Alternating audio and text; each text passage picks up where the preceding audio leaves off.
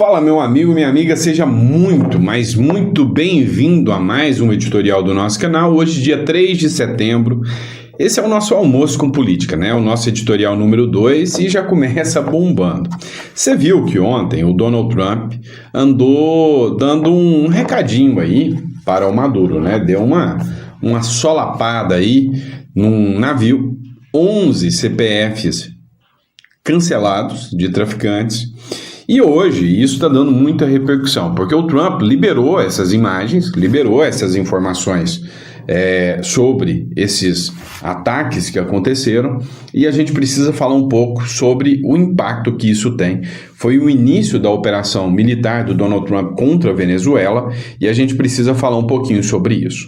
Outro ponto que a gente vai comentar aqui também é sobre a tramitação de pedidos de cassação na Câmara dos Deputados, que a gente precisa comentar, e o projeto da anistia, que agora parece que o Tarcísio de Freitas resolve encabeçar, né, e capitanear a ação sobre o projeto de anistia. A gente vai falar sobre tudo isso aqui com você nesse editorial. Então seja muito bem-vindo, é um prazer enorme estar aqui com vocês.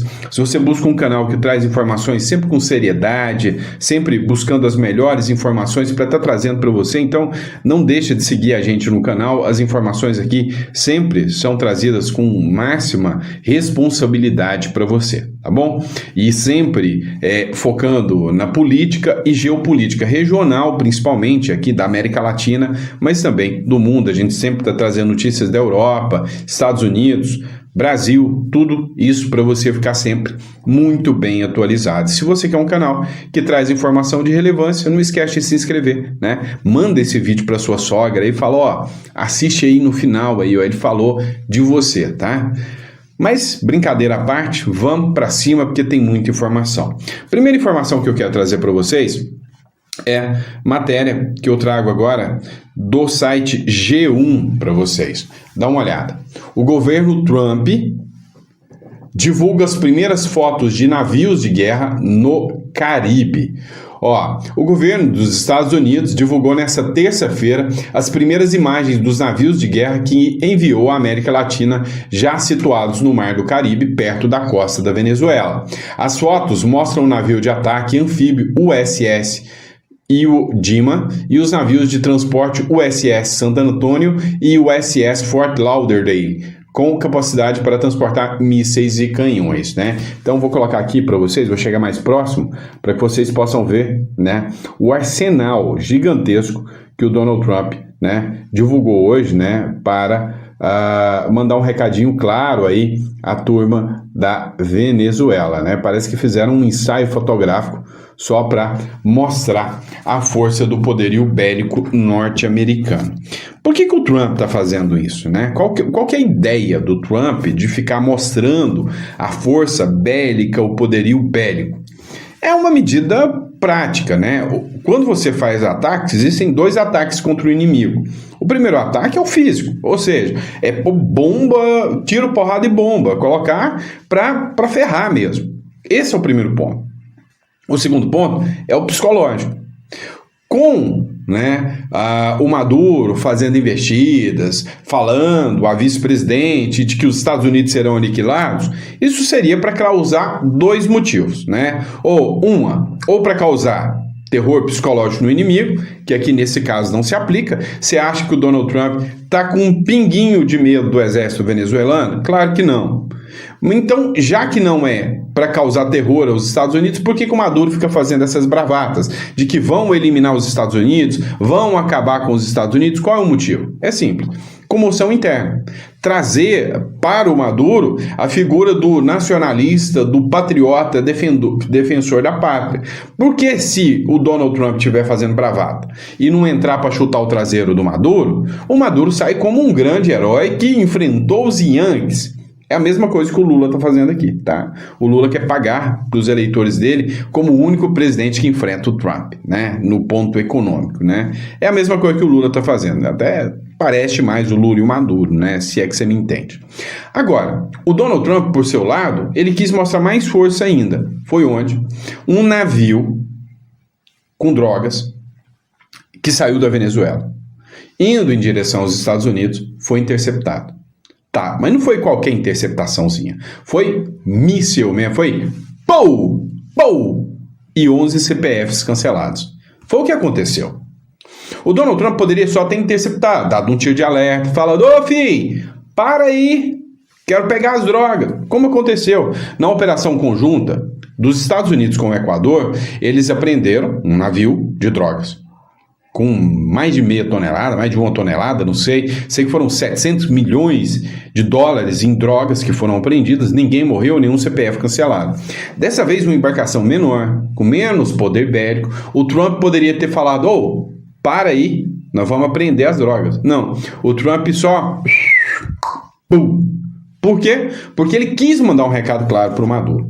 Então dá uma olhada, a matéria da Globo News, de novo, no Instagram. Estados Unidos, o governo americano disse que atacou um barco de narcotraficantes da Venezuela, que 11 pessoas teriam morrido. Dá uma olhada na cena. Trump nunca havia ordenado qualquer espécie de operação desse gênero, não havia sido feito nada desse estilo, nem no atual governo, nem no anterior governo Trump. O fato é que esses navios enviados por Trump ao Caribe para combater o narcotráfico fizeram hoje a sua primeira ação, atacando em águas internacionais, na parte sul do Caribe, esse barco que havia zarpado supostamente da Venezuela e que, segundo Washington, levava drogas rumo ao mercado americano. Morreram os 11 tripulantes da nave, que era uma espécie de lancha rápida, como vemos ali nas imagens. Trump confirmou que ordenou o disparo e sustentou que a lancha estava sendo usada pelo grupo criminoso Tren de Aragua, que é uma máfia venezuelana. Esse grupo foi classificado recentemente pelo governo americano como organização terrorista estrangeira. E a Casa Branca considera que o autocrata venezuelano Nicolás Maduro é um dos líderes desse grupo. Trump também afirmou que o barco transportava narcóticos ilegais e que nenhum militar norte-americano ficou ferido.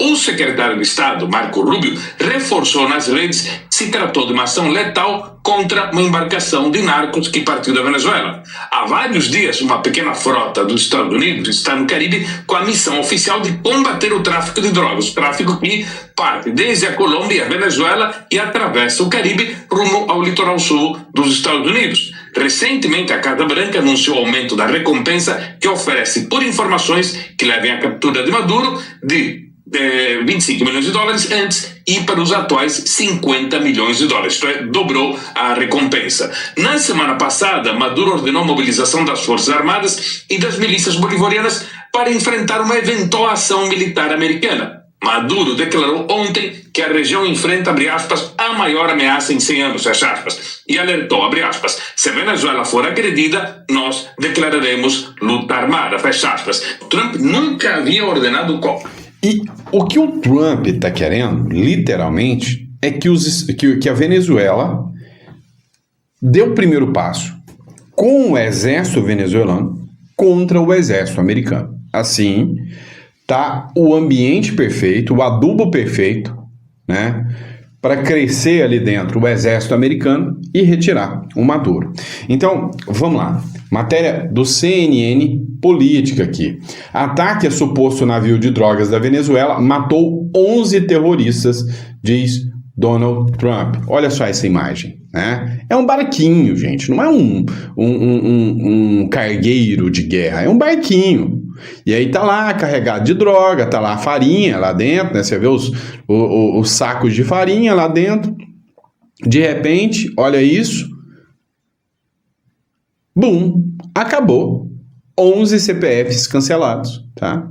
Agora eu te pergunto, é maldade do Trump isso aqui? Nossa, como o Trump é malvadão, ele poderia ter parado os barquinhos. Então, o que é o negócio? O que é o problema aqui?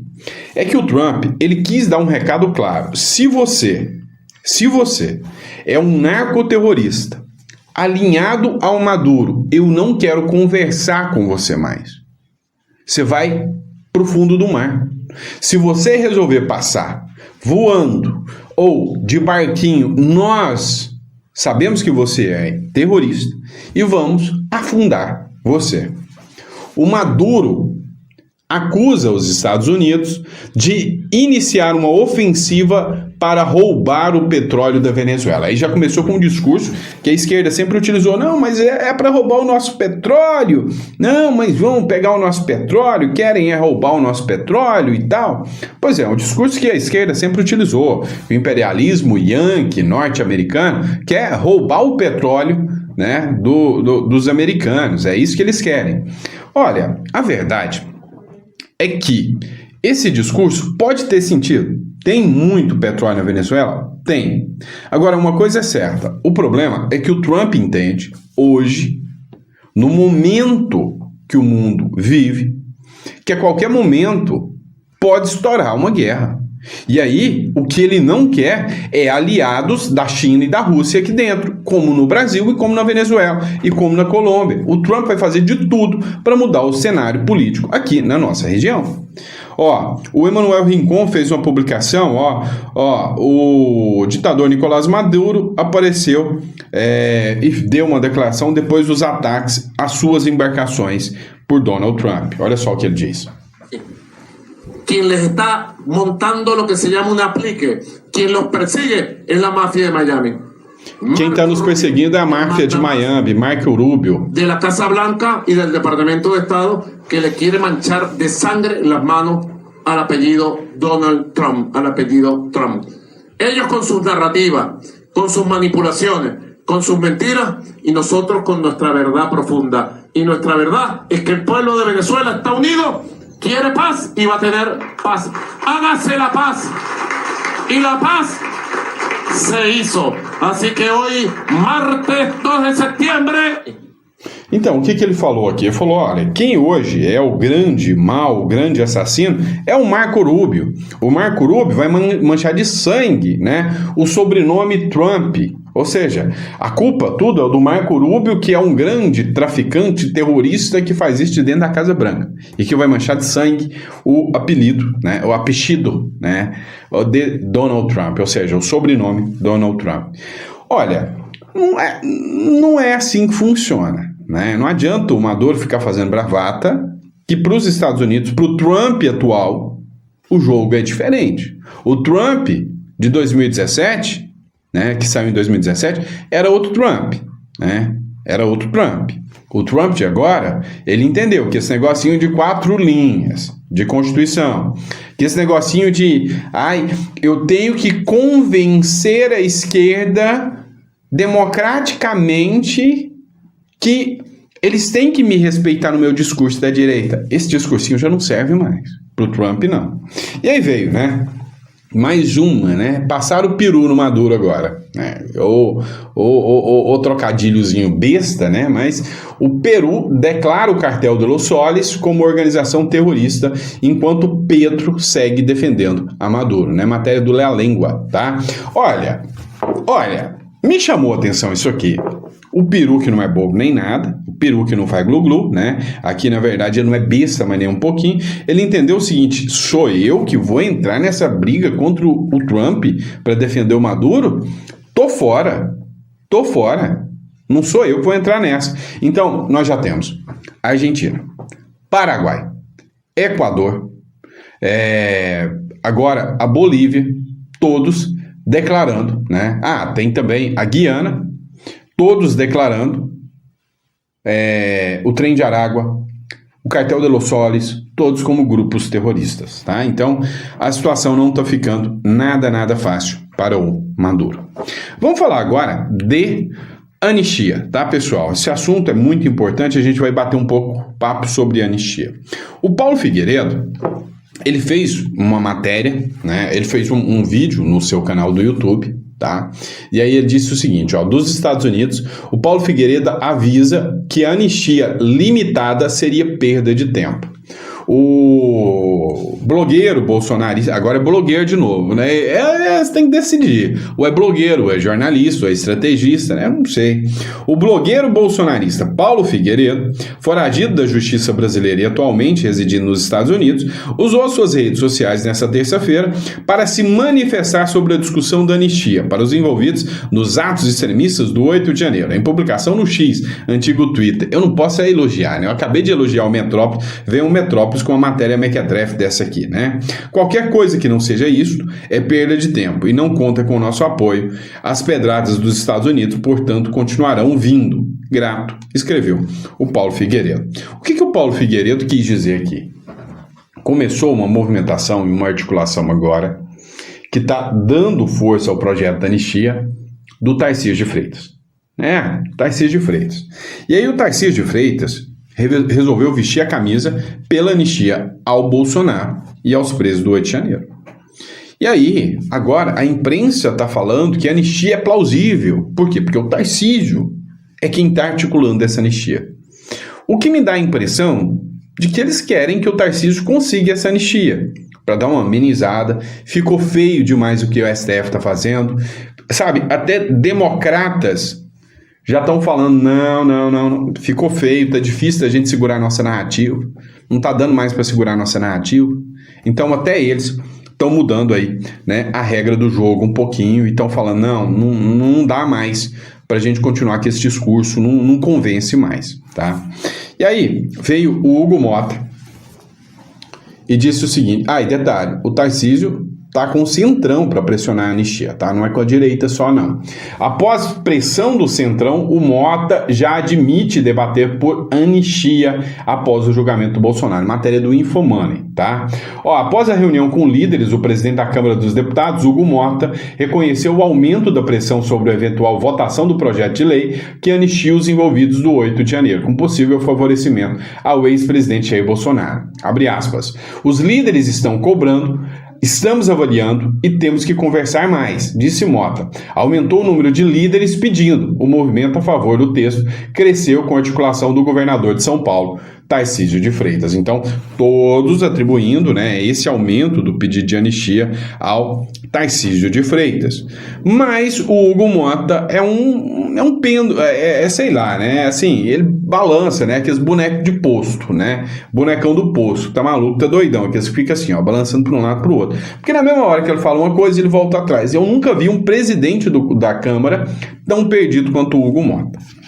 É o seguinte, hoje, ainda, quem é o cabeça de tudo é o Arthur Lira. O Hugo Mota hoje tá lá, mas quem manda chama-se Arthur Lira. O que aconteceu? O Arthur Lira teve autorização do Moraes para ir até a prisão domiciliar do Bolsonaro. Ele esteve lá 2 horas lá dentro em conversa reservada. Eu tive informações de que quando o Arthur Lira chegou lá, o Bolsonaro pediu para a Laurinha, que estava em casa, para a Michelle saírem de casa, não estarem dentro da casa, para que elas não pudessem ouvir aquela conversa.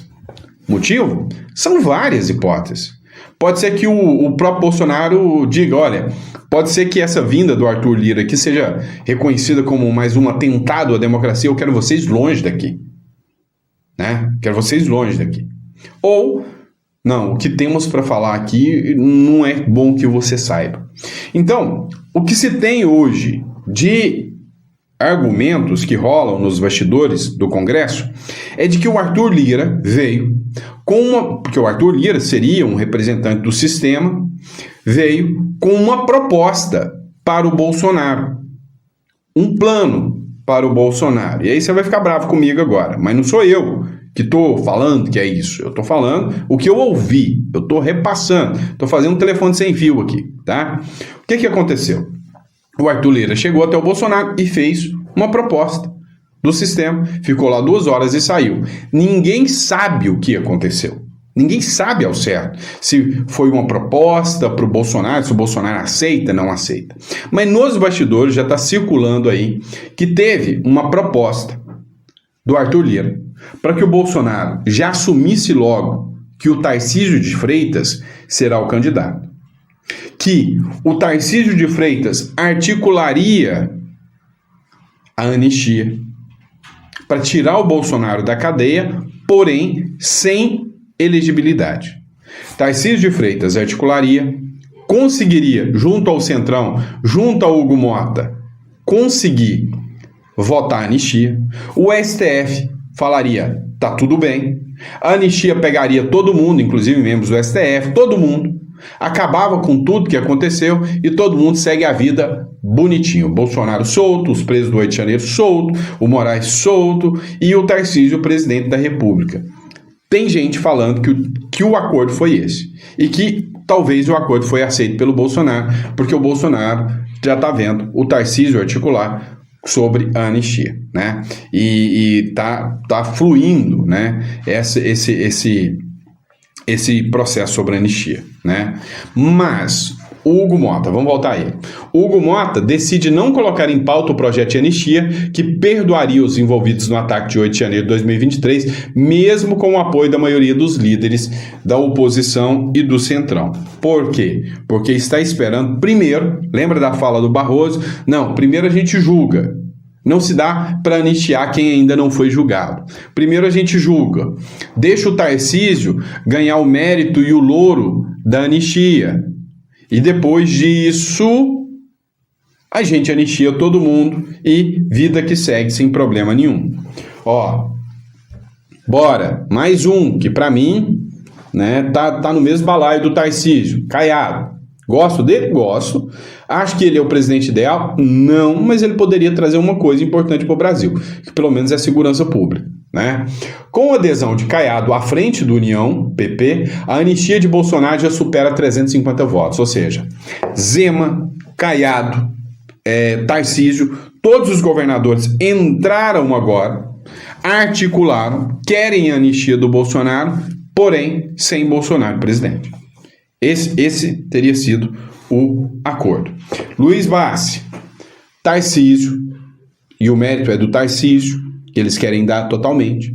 Tarcísio fecha a maioria por anistia, Centrão pressiona Mota e o PT reage. É golpe! Eu imagino aqui a vozinha do Lindbergh. É golpe, gente! Do Randolph. É golpe, é golpe! Tudo pra eles é golpe, né? Estão falando que estão tentando dar um golpe na democracia agora com a anistia ao Bolsonaro. Cara, mas é um discursinho muito mequetrefe, né? Vamos ser sinceros. A articulação do governador de São Paulo, Tarcísio de Freitas, para que a Câmara dos Deputados vote uma anistia de Jair Bolsonaro, logo após o julgamento no STF, aumentou a pressão sobre o presidente da casa, Hugo Mota. Então, veja que o Luiz Bassi está falando isso. Ó, a articulação do governador de São Paulo, Tarcísio de Freitas, para que a Câmara dos Deputados vote uma anistia a Jair Bolsonaro, logo após o julgamento no STF, aumentou a pressão sobre o presidente da casa, Hugo Mota. Segundo a colunista Mônica Bergamo, da Folha de São Paulo, partidos como PP, União Brasil e Republicanos já aderiram ao movimento, tornando a votação praticamente inevitável. Mota admitiu a deputados que há maioria para pautar o tema, mas disse que antes conversará com o Senado e com o Supremo Tribunal Federal, né? Ora, Supremo Tribunal Federal não é entidade política, vai conversar com eles para quê, né? Aí vem o Lindbergh. Disse que o Mota garantiu que não vai ser pautada a anistia, né? Aí o Lindbergh falou aqui, eu vou poupar seus ouvidos dessa aqui. Junto com o Tarcísio de Freitas, vem o Aldo Rebelo, ex-ministro da Dilma Rousseff, e disse o seguinte, ó, vamos defender a anistia. O Aldo Rebelo é uma figura que eu gosto dele. Cara, você tem que entender o seguinte, você gostar de alguém não quer dizer que você concorda com 100% do que ele fala. Mas se mais de 50% dos discursos atuais dessa pessoa estão relativos ao meu posicionamento, quer dizer que eu não vou ter essa pessoa como inimigo. Então, assim, hoje, se você perguntar, Tarcísio, você seria mais oposição ou mais aliado? Aliado, né? Mais de 50% do posicionamento do Tarcísio é o mesmo que o meu. Caiado, também, mais de 50% do posicionamento do Caiado é igual ao meu. Outros não. Por exemplo, posicionamentos do Caiado, principalmente em relação ao STF. Bolsonaro, sim, posicionamento do Bolsonaro, em grande parte, 50% é alinhado com o meu. E Lula, 100% desalinhado com o meu, tá? E aí, este é uma oposição, tá? O Aldo Rebelo é uma figura que me surpreendeu. Eu conheci ele no Museu do Amanhã, isso em 2022, tá? Durante o período eleitoral. Não é novidade para ninguém que em 2022, quando aconteceu a candidatura do Pablo Marçal. Eu articulei para ele participar do Museu do Amanhã, né? Então eu estive no Museu do Amanhã articulando para o Pablo Marçal, para ele poder se expor ali. Não é novidade para ninguém isso aí, eu já falei milhares de vezes para vocês. E aí teve o Museu do Amanhã, ele participou dessa reunião, foi onde eu conheci o Aldo Rebelo. Participei de uma palestra dele, eu falei, pô, esse cara é inteligente, bobo ele não é. Ele é muito inteligente, os argumentos deles são muito interessantes. E aí era um momento de transição do Aldo Rebelo para, né, sair dessa esquerda radical. Ele era do PCdoB. E aí hoje ele entra nesse centro, né, centro-direita. Hoje eu duvido. Acho que as ideias do Aldo Rebelo não dão para ser consideradas mais como a esquerda radical do governo Lula e da turma, né? Ó, o Lindbergh Farias faz... Eu falei que eu ia poupar você, mas não vou poupar, não. Eu tenho que ouvir esse tipo de porcaria para poder trazer matéria para vocês. Vocês vão ouvir também. Olha isso. Olha, eu tô gravando esse vídeo para fazer uma denúncia para você. Para falar sobre um golpe que está sendo arquitetado aqui no parlamento. Golpe. No primeiro dia de julgamento do Bolsonaro pelo Supremo Tribunal Federal, golpe. No relatório duro do ministro Alexandre de Moraes, numa sustentação inquestionável feito pelo Procurador-Geral da República, Paulo Gonet, que pede a condenação de Jair Bolsonaro e dos outros que estavam envolvidos nessa trama golpista. No momento em que todo o Brasil tem a expectativa de condenação e prisão de Jair Bolsonaro, aqui no parlamento, com a articulação do governo... Vamos lá. Deixa pra lá. Ele tá falando do Tarcísio, né? Cansou meu ouvido também. Cuidado. Tem muita gente levando em consideração, ridicularizando o Lindbergh Farias. Não sei o quê, não sei o quê, falando apelido. Cuidado. Esse cara tem um vínculo com o Alexandre de Moraes, com o Supremo Tribunal Federal, gigantesco. Não é pequeno, não. Cuidado, tá? Hoje, o maior problema que se tem é você considerar, né, o sabichão e não perceber o que está rolando. E hoje o que está rolando é o seguinte: o Lindbergh Farias, ele hoje se tornou a peça articuladora junto ao Supremo para minar as ações contra, né, minar as ações, para propulsar, né, dar propulsão às ações contra os presos do 8 de janeiro, contra o Bolsonaro e contra a oposição. Se depender do Lindbergh, não existe oposição no Brasil. É isso aqui que ele está articulando, e está articulando com maestria, enquanto todo mundo fica rindo, achando que ele é brincadeira. Não é, né? Ó, oposição e Centrão apela por anistia, mas Mota opta por outra pauta.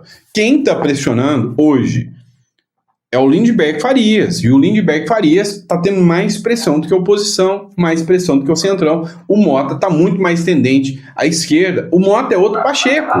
Lembra que o Pacheco pagava de moderado, mas no último palanque ele tá lá, não, vamos ser golpistas, ai, essa bandeira não será suor de sangue de fascista. Então, ele se entregou, tem nada de moderado, é esquerda radical, né? E aí vem o Tarcísio de Freitas aqui, ó. Tarcísio de Freitas consegue maioria por anistia, Centrão pressiona Mota e PT vê golpe. É da Mônica Bergamo, tá? Ou seja, o Tarcísio é o grande herói da parada. O Tarcísio que conseguiu, não adianta, né? A oposição tá brigando há maior tempão, mas o herói é o Tarcísio. Tarcísio envia secretário a Israel em missão oficial em meio à crise com Lula. Ou seja, o Lula criou uma crise, se tornou uma persona não grata, rompeu relações, né, com o governo brasileiro. Mas adivinha quem é o super-herói que aparece lá para resolver o problema? Tarcísio de Freitas. Adivinha quem é que vai estar com o Trump para resolver o problema do tarifaço? Tarcísio de Freitas, que o governador, acho que é da Geórgia ou da Califórnia, acho que é da Geórgia, vai levar o Tarcísio para conversar com o Trump. Adivinha quem vai resolver o problema? O Tarcísio. Você entendeu que as pautas do Tarcísio deixaram de ser as pautas de São Paulo e passaram a ser pautas nacionais? E ninguém, além do Eduardo Bolsonaro, está questionando isso mais. Você está vendo algum aliado do Bolsonaro? Você está vendo o Silas Malafaia? Você está vendo alguém falar no Tarcísio? Olha aí, ó, tá passando na frente do Bolsonaro. Ou seja, o Tarcísio já deu a rasteira no Bolsonaro, já assumiu o protagonismo e já está levando aqui, sem sombra de dúvidas, o mérito por pautas que antes seriam do Bolsonaro. Ó, Poder 360, Dia 360. Tarcísio de Freitas viaja a Brasília para articular anistia aos envolvidos no 8 de janeiro. Eis que o Tarcísio ganhou o protagonismo como articulador internacional. Resumindo, lembra que eu falei para vocês que há uma especulação de que o Lira foi até a casa do Bolsonaro justamente para fazer essa proposta. E não, eu falo o seguinte, ó, Tarcísio é o nosso candidato, vai ser o Tarcísio a partir de agora, deixa o homem trabalhar, Bolsonaro, você já está preso mesmo, em troca, depois você sai da cadeia, você pode ir embora para os Estados Unidos, viver lá com o Trump, o Tarcísio vai articular a anistia para você, vai ganhar um mérito de tudo isso. Então, assim, veja o cenário que está acontecendo. O Tarcísio vem, faz um discurso, o dia que eu for presidente, o meu primeiro ato será um indulto ao Bolsonaro. Ok. E vem a Mônica Bergamo e fala, não, mas isso aí é mentira, porque o STF não vai deixar. Depois o Arthur Lira vem na casa do Bolsonaro, autorizado pelo Alexandre de Moraes, fica lá por 2 horas, conversando com o Bolsonaro, sem ninguém saber. Sai. Na outra semana, o Tarcísio começa a articular só pautas internacionais. Não, eu vou lá conversar com o Trump para resolver o problema do tarifaço. Eu vou resolver o problema com Israel que o Lula está atrapalhando. Eu vou resolver o problema da anistia. E o Tarcísio deixa as pautas de São Paulo e vem para resolver as pautas internacionais e pautas nacionais. E aí vem o Caiado e fala, não, eu estou com o Tarcísio. Vem o Zema e fala, não, anistia, nós estamos apoiando, eu estou com o Tarcísio. Ou seja, o plano é o seguinte, e aí é bom você ir acostumando nisso aí. Tarcísio será o candidato, Bolsonaro continuará inelegível, Eduardo Bolsonaro ficará inelegível lá dos Estados Unidos, né? No máximo vão autorizar o Eduardo Bolsonaro a concorrer ao Senado. Vai ter uma anistia que vai pegar todos, inclusive o ministro do STF.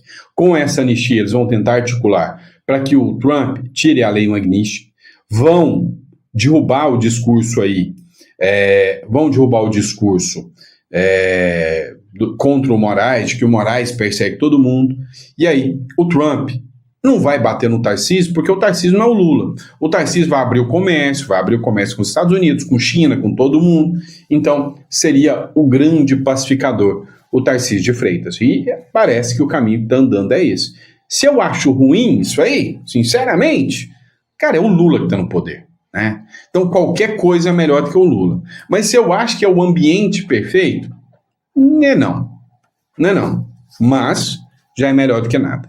E se eu estiver falando besteira, pode me criticar, eu não sou dono da verdade, tá? Às vezes eu acerto, às vezes eu dou cada errada aqui também, né? Mas o importante é a gente poder estar debatendo, discutindo e falando sobre a política real aqui. O que é a sua visão? Você acha que o desenho é esse ou eu estou falando besteira? Coloca no comentário. Eu vou ler os comentários, que esse vídeo aqui eu mesmo achei interessante para saber qual que é o posicionamento de vocês sobre o Tarcisão do asfalto. Aí eu quero saber, tá bom? Abraço, pessoal. Fica com Deus e vejo vocês no próximo editorial. Obrigado. E desculpa o sincericídio aqui, que a gente faz assim mesmo, tá? É meu. Eu sou sincerão. É assim que eu sou, tá bom? E para você que está preocupado com tudo isso, está preocupado com o Brasilzão, acha que isso aqui já chegou num nível estarrecedor, na descrição eu vou deixar aqui para vocês o link do nosso escritório para te dar uma consultoria sobre a saída do Brasil para o Uruguai, tá? Ter uma residência no Uruguai, ter um plano B, não ficar à mercê do Brasil. Quando você vai para outros países, você abre o seu horizonte, tá? Para mim, a melhor coisa que aconteceu na minha vida foi um ex-assessor do Alexandre de Moraes, procurador, tá? Ter entrado com um processo contra mim de fake news. E eu falei, cara, se eu sou condenado, eu não posso nunca mais sair do Brasil. Eu vou ter um antecedente criminal, eu tô lascado. Então Uruguai. E aí eu conheci um mundo novo, Uruguai, Paraguai, Argentina, e aí eu entendi o quanto é importante você sair desse mundinho que você conhece chamado Brasil e ver outras opções, outros países, sabe? É importante. Então, se você quer entender um pouco isso, clica na descrição aqui. O Uruguai é uma ótima opção para você, tá bom? Muito obrigado pela confiança, pela credibilidade e a gente volta daqui a pouco no próximo editorial. Que Deus te dê uma mesa farta, repleta de bênçãos para você e sua família. Desculpa o vídeo longo, hoje eu gostei do bate-papo, tá bom? Abraço, fica com Deus.